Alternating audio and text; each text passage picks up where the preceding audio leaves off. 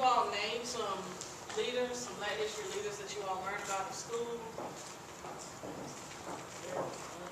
Harriet Tubman. What's another? Ruby Bridges. Oh, that's a good one. Okay. Any adults know of any? Martin Luther King. Okay. Harriet Tubman. Harriet Tubman. I think Sister said who? Obama. Yeah. He's a good one too. So, Bessie Coleman. Bessie Coleman. Yeah, the list goes on and on and on, right? Yes. Can you all think of what all of these leaders have in common?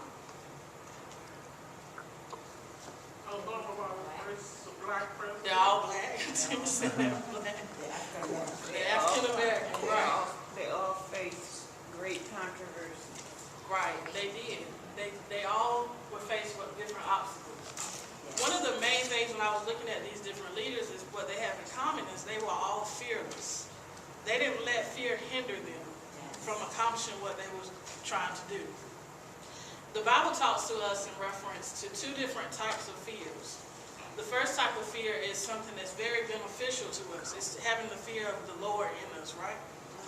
Now, as a child, that was very confusing to me. I'm like, am I supposed to be scared of God?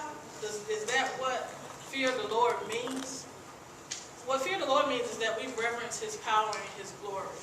We respect Him with the highest respect, and we totally acknowledge all that God is. When we have the fear of the Lord in us, it brings blessings to our life. It allows us to rest in peace and have contentment, and provides us with a sense of security. And I'm sure that all those individuals that you all named had the fear of the Lord in them because it's shown in their life and how blessed that they were and all that they accomplished. Now, the second type of fear that's talked about in the Bible is the spirit of fear.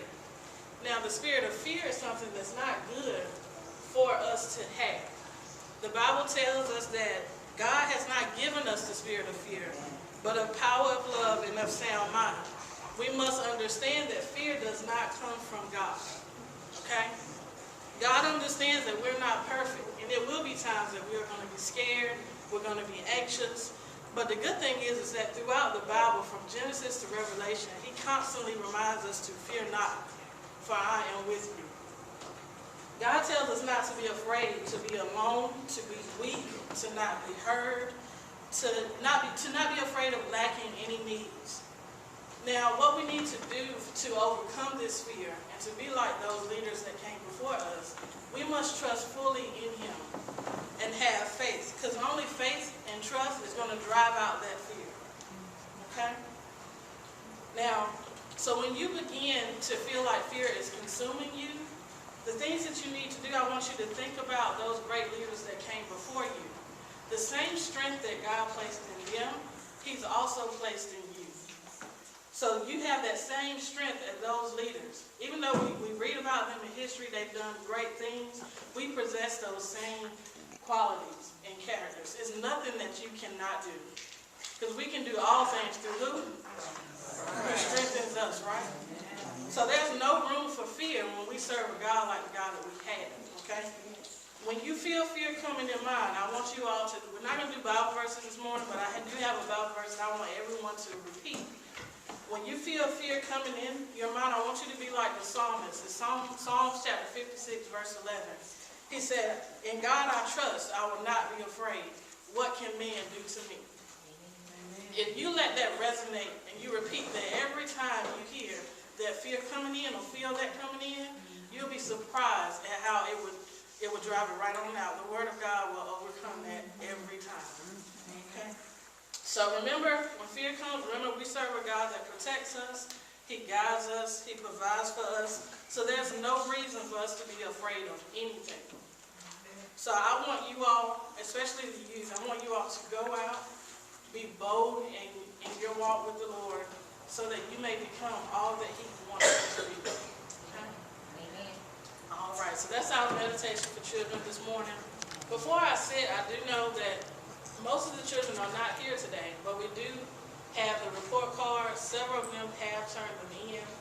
Even though they're not here today, I do want to let you all know that when you all see Sakaya and Jaleesa, both of them may honor them, okay? Both, Zakiya had the highest overall average for elementary school. She finished the semester with 3 A's and 2 B's. Jaleesa, I did mention to you all, I'm not only looking for the highest averages or the best grade, but she was the most improved. Yes. In English, she went from a C to an A. Amen. So that when you see these 2 young ladies, give them encouragement, tell them how proud of them you are, Yes. and we'll leave their scholarship in the office, so when you see them, make sure that they get it. And also from middle school, we have Caleb. He had honor roll as well. He made 4 A's and 2 B's.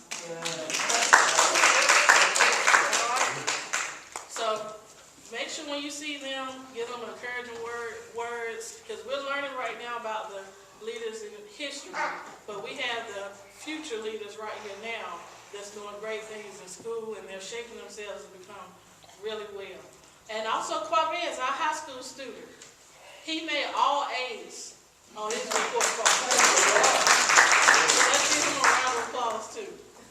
All right? So I thank God for y'all this morning, and just remember, whenever you see our youth, always give them some type of encouraging word. There's a lot of things out there that they're facing in their day-to-day lives, and then in this school that's tearing them down, so we're here to build them up. Amen. Amen.